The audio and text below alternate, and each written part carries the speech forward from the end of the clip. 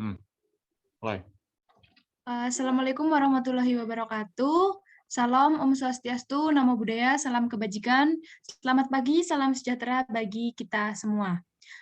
Sebelumnya perkenalkan, kami dari kelompok 2 Hukum Perdata Internasional akan menjelaskan dan menerangkan sedikit dari mata kuliah Perdata Internasional, dan kami membahas mengenai jurnal Discourse Interpretation of Public Policy in the Context of Enforcement of Foreign Arbitral Awards in Indonesia.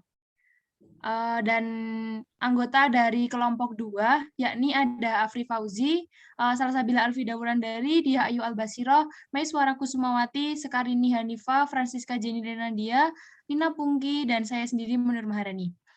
Selanjutnya untuk penjelasan awal akan dijelaskan oleh teman saya. Kepada teman saya dipersilahkan.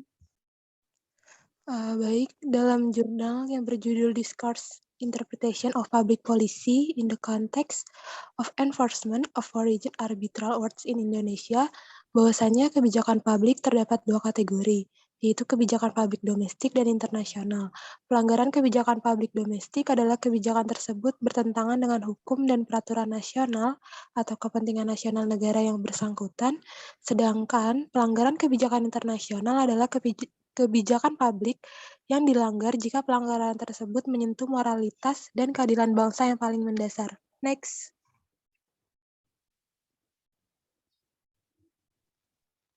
Selanjutnya, negara civil law mengacu pada kebijakan publik sebagai landasan hukum.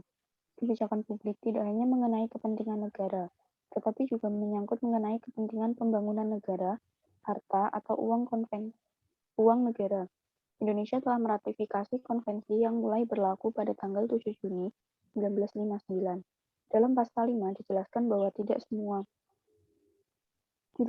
putusan arbitrase asing dapat dilaksanakan atau dapat ditolak dengan alasan mengenai pelanggaran prinsip ketertiban umum di negara tempat keputusan itu dibuat. Next.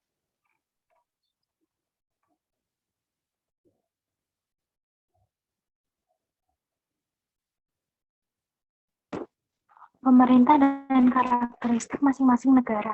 Menanggapi Konvensi New York yang telah dikodifikasi di Indonesia melalui Mahkamah Agung yang telah mengeluarkan Peraturan Mahkamah Agung Nomor 1 Tahun 1990 tentang tata cara pelaksanaan putusan arbitrase asing sesuai dengan amanat Pasal 3 Konvensi New York 1958, di mana syarat-syaratnya tidak boleh bertentangan dengan ketertiban umum yang selanjutnya diperkuat dalam Undang-Undang Nomor 30 Tahun 1999 tentang Undang-Undang Arbitrase dan Undang-Undang Alternatif Penyelesaian Sengketa atau Undang-Undang Arbitrase yang menyatakan bahwa putusan arbitrase internasional dapat dilaksanakan di Indonesia dan hanya batas putusan yang tidak bertentangan dengan ketertiban umum, di mana apabila bertentangan maka permohonan tersebut akan ditolak.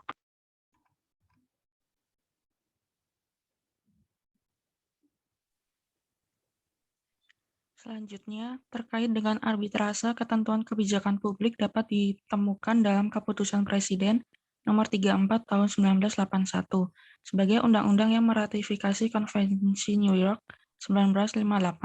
Dalam pasal 5 ditegaskan bahwa tidak semua putusan arbitrase asing dapat dilaksanakan, yang berarti bahwa penegakan hukum asing putusan arbitrase dapat ditolak dengan alasan pelanggaran prinsip ketertiban umum di negara tempat keputusan itu dibuat.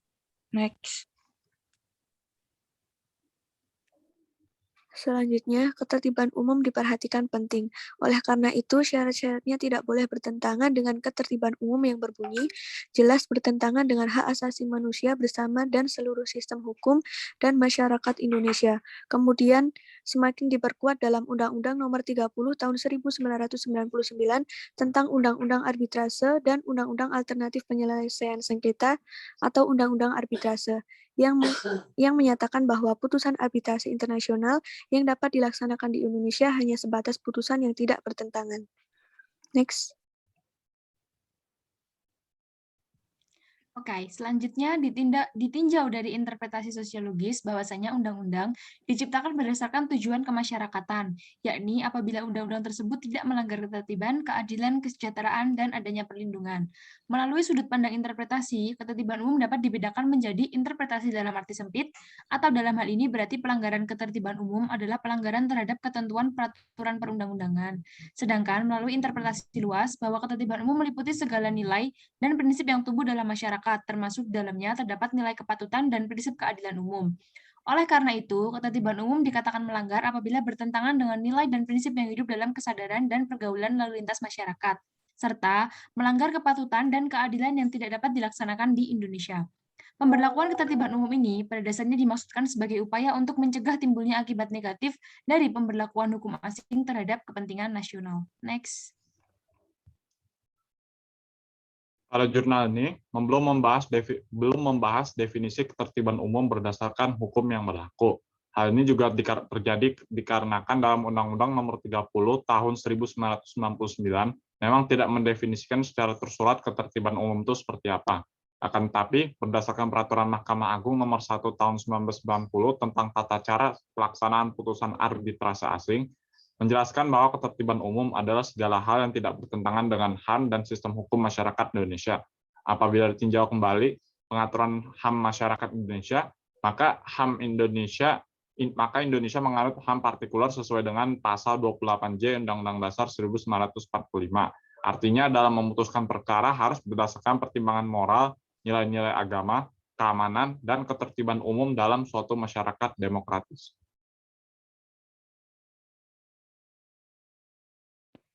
Kesimpulan yang dapat diambil dalam jurnal ini bahwa jika kebijakan publik atau ketertiban umum dalam konteks hukum internasional berkaitan dengan putusan arbitrase asing ditegakkan, maka akan menimbulkan kebingungan antara kepentingan nasional dan kepentingan internasional. Oleh karena itu, penerapan putusan arbitrase asing ini harus melihat kondisi hukum yang ada di dalam internal suatu bangsa. Artinya harus dikaji terlebih dahulu agar tidak membingungkan dalam hal tersebut.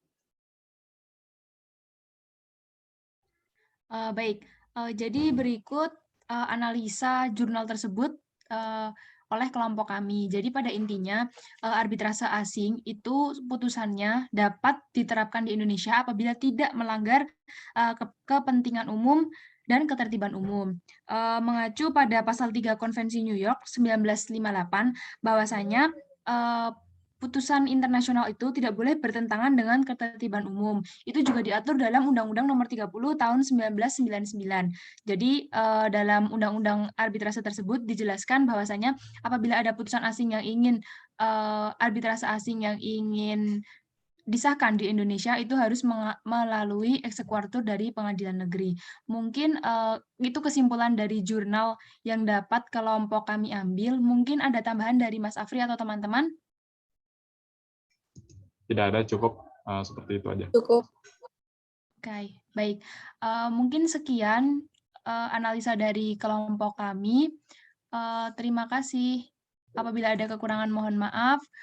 Selamat pagi. Terima kasih.